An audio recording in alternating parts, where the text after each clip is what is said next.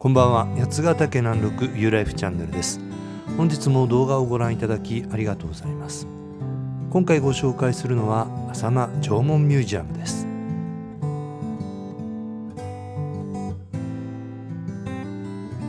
入り口には滝沢遺跡のとても珍しい敷石住居跡が展示されていました。建物全体はとても大きく、イベントホールや図書館なども併設されています。大きな施設に併設されたミュージアム。最初は正直あまり期待していませんでしたが、展示内容もとても素晴らしいものでした。またぜひ訪れてみたいミュージアムの一つになりました。入り口に入る通路です。通路の脇には縄文ガチャがとてもたくさんありました。もちろん帰りに買っています。山々山麓に広がる縄文文化。川原田遺跡からは多数の重要文化財が出土しています。ミュージアムに入る前の通路には多数の縄文土器や土偶が展示されています。このような土器を見ていると気分が上がっていきます。ミュージアムの観覧券は土器の形のしおりになっています。入り口には復元した土偶や土偶の顔がおしゃれに並んでいます。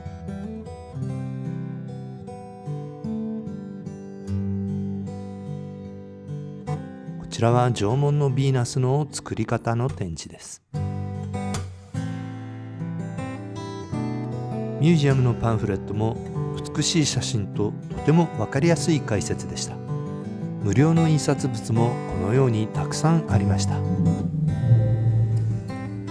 入り口にはレプリカの土器の太鼓が置いてあります。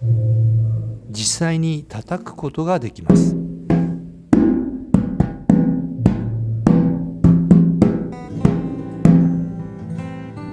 縄文人もこのように使っていたかもしれません。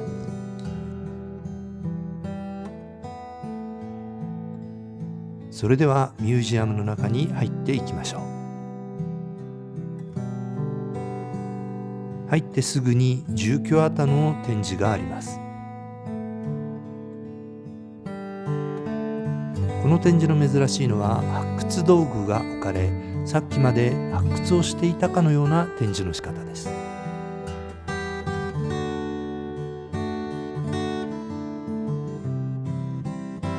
レプリカの国宝土偶の勢ぞろいも展示されています。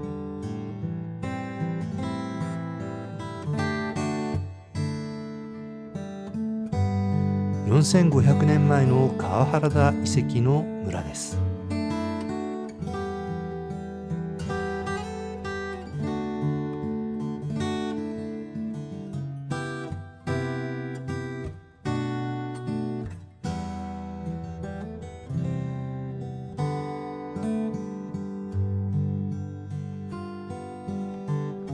焼き町土器を作る親子の姿がありました。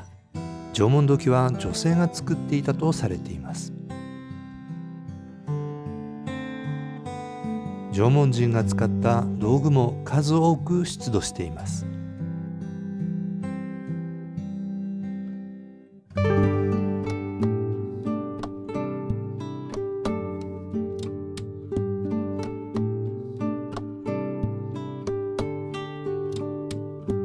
こちらは料理を進めてくれる縄文女性です。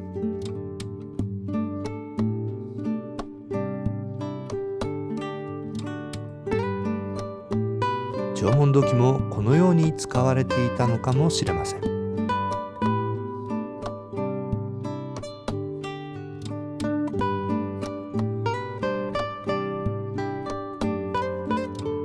彼女のプロフィールの資料も無料でいただけます。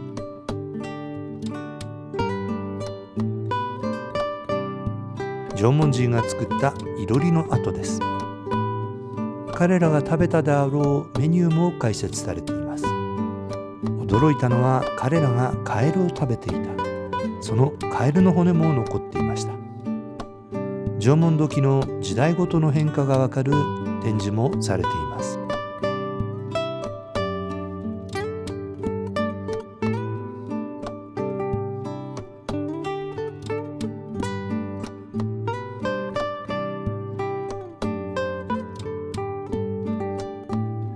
珍しい装飾品も数多く展示されていました。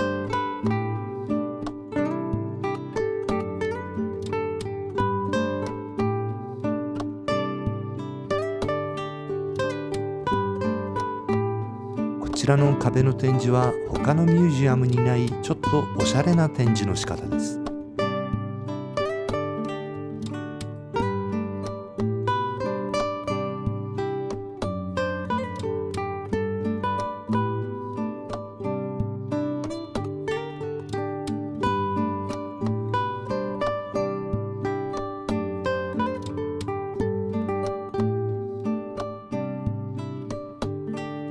ベンガラが塗られた滑石のペンダントも発掘されています。こちらは珍しい耳の形の土製品です。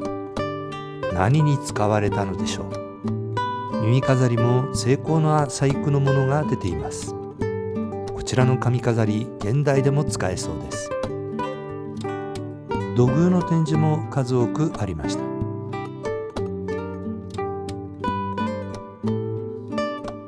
一番驚いたのは小室市から遮光器土偶が出たことです。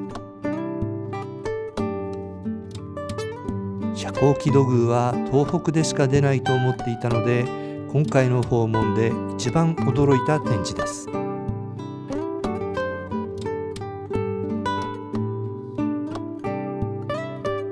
私たちの住む中部高地の縄文と東北の縄文がつながっていた証拠ではないでしょうか。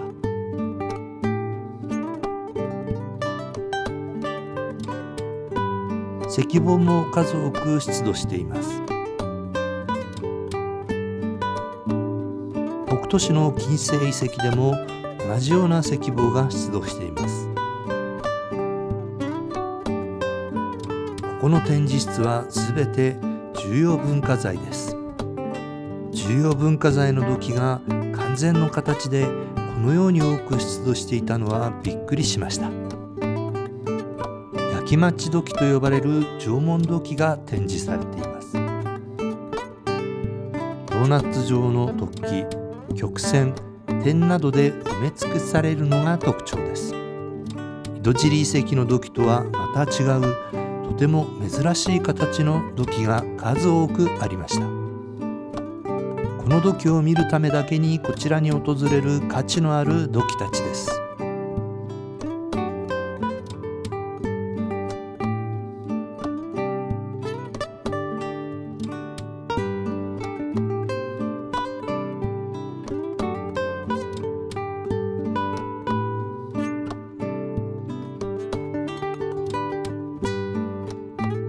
こちらはミュージアムのシンボルマーク、河原田くんです。こちらはあくびちゃんのニックネームのついた釣り手土器です。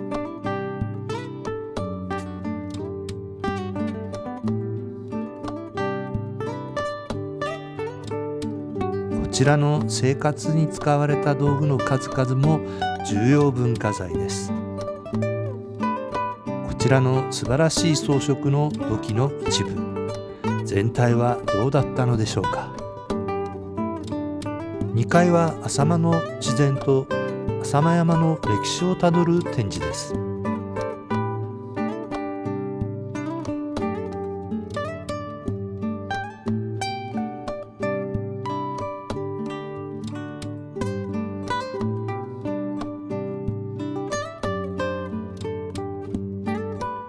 こちらのベンチに座ると正面に浅間山が見えます。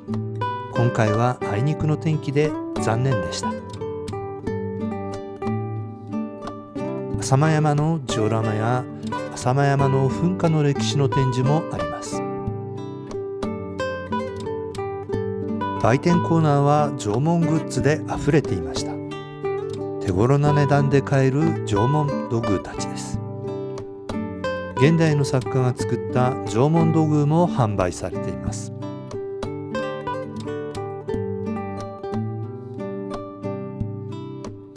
縄文体験教室も開催されています。今回購入した縄文グッズです。縄文発掘キット、思わず買ってしまいました。いつか発掘する様子もお届けします。縄文ガチャも買ってきました。今まで手に入らなかった火炎土器が出てきました。今回の浅間縄文ミュージアム、とても素晴らしいミュージアムでした。展示されている土器も素晴らしかったですが、充実した売店や無料の印刷物にこちらのスタッフのやる気がビシビシ伝わってきました。皆さんにおすすめのミュージアムです。リンクを貼っておきます。そちらもご覧ください。本日も動画を最後までご覧いただきありがとうございます。また次回の動画もお楽しみください。もしお気に召したならばチャンネル登録をよろしくお願いします。